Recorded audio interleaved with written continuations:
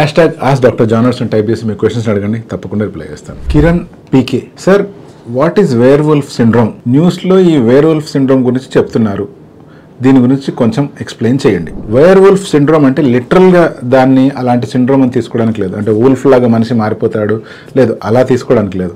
ఇక్కడ మనం అర్థం చేసుకోవాల్సిన పాయింట్ ఏంది అంటే వేర్వుల్ఫ్ అన్నప్పుడు జుట్టు ఎక్కువగా ఉంటుంది అని. సో వేర్వుల్ఫ్ సిండ్రోమ్ ఎవరికైతే వస్తుందో వాళ్ళకి ఒంటి మీద అంతా కొంచెం జుట్టు ఎక్కువగా మొలుస్తుంది. ఒంటి మీద అన్నప్పుడు తల, గడ్డము, చేతులు మాత్రమే కాకుండా బాడీ అంతా కూడా కొన్ని సందర్భాల్లో నుదురు కానీ లేకపోతే చీక్స్ పై భాగంలో కూడా హెయిర్ మొలిచే అవకాశం ఉంటుంది. ఇటువంటి సిండ్రోమ్ని వేర్వుల్ఫ్ సిండ్రోమ్ అంటాం. ఇవి 2 రకాలు. మొదటిది కంజెనిటల్, అంటే పుట్టుకతోనే కొంతమందికి జుట్టు అనేటువంటిది ఫేస్ మీద కూడా ఎక్కువగా మొల్లడం స్టార్ట్ అయిపోతుంది. రెండోది వచ్చేసి అక్వైర్డ్ అనమాట. అక్వైర్డ్ అంటే ఎక్స్టర్నల్ కండిషన్ వల్ల, ఏదైనా మెటబాలిక్ డిజార్డర్స్ వల్ల కావచ్చు, లేకపోతే క్యాన్సర్ సంబంధించిన మెడికేషన్స్ ఏవైనా వాడినా అలా జరిగే ఛాన్స్ ఉంది, లేదా మినాక్సిల్ వాడితే కూడా కొంతమందికి ఇలా జరిగే ఛాన్స్ ఉంది. ఇప్పుడు న్యూస్లో ప్రత్యేకించి ఈ మధ్య కాలంలో చెప్తున్న పాయింట్ ఏంటి అంటే చిన్న పిల్లలకి జుట్టు విపరీతంగా పెరుగుతూ ఉంది. ప్రత్యేకించి ఎవరి ఫ్యామిలీలో అయితే పేరెంట్స్ మినాక్సిల్ వాడుతూ ఉన్నారో పిల్లలకి జుట్టు అనేటువంటిది పెరుగుతూ ఉంది. ఇది యూరోప్లో జరిగిన ఒక సంఘటన ద్వారా బయటకు వచ్చింది.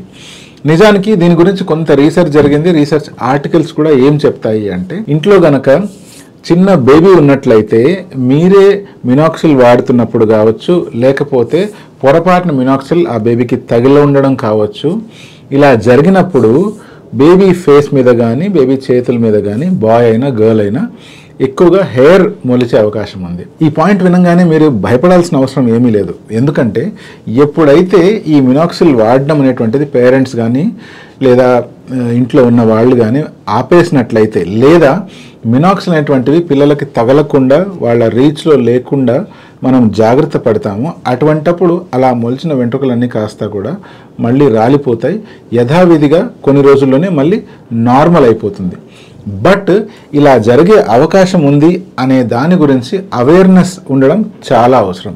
సో మీరు కూడా మీ ఇంట్లో చిన్నపిల్లలు ఉన్నారు అంటే మినాక్సిల్ని సాధ్యమైనంత వరకు వాళ్ళకి రీచ్ అవ్వకుండా చూడండి. అంతేకాకుండా మీరు మినాక్సిల్ రాసుకొని పడుకొని ఉంటారు, మీ పిల్లల్ని కనుక మీ పక్కనే పడుకున్నప్పుడు దిండుకి అంటి వాళ్ళు పడుకున్నప్పుడు వాళ్ళకి ఆ మినాక్సిల్ అంటే అవకాశం ఉంది. సో మీ దిండు కవర్లు, మీ బెడ్షీట్స్ రెగ్యులర్గా వాష్ చేస్తూ ఉండండి. మీ పిల్లల మీద మినాక్సిల్ ఎఫెక్ట్ రాకుండా ఉండడానికి తీసుకోవాల్సిన జాగ్రత్తలు అన్నీ తీసుకోండి. మరి ఇటువంటి సిచ్యువేషన్ వచ్చినప్పుడు ఎలా ట్రీట్ చేసుకోవాలి?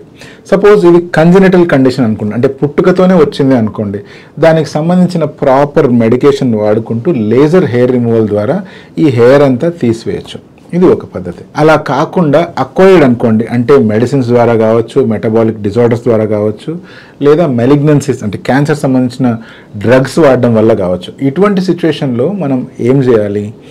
ఫస్ట్ ఆఫ్ ఆల్ ఆ డ్రగ్ ఏదైతే ఉందో మీ కన్సర్న్డ్ ఫిజిషియన్ని కానీ మీ డాక్టర్ని కానీ కనుక్కొని ఆ డ్రగ్స్ని మార్చడానికి ట్రై చేయాలి.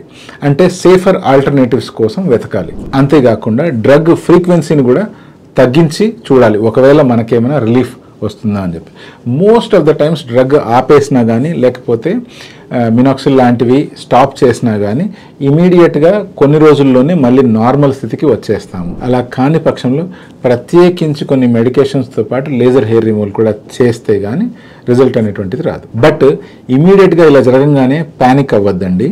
మీ డర్మటాలజిస్ట్ని, మీ దగ్గరున్న ఫిజిషియన్ని ఒక్కసారి కనుక్కున్నట్లయితే మీకు ప్రాపర్ ట్రీట్మెంట్ అందుతుంది.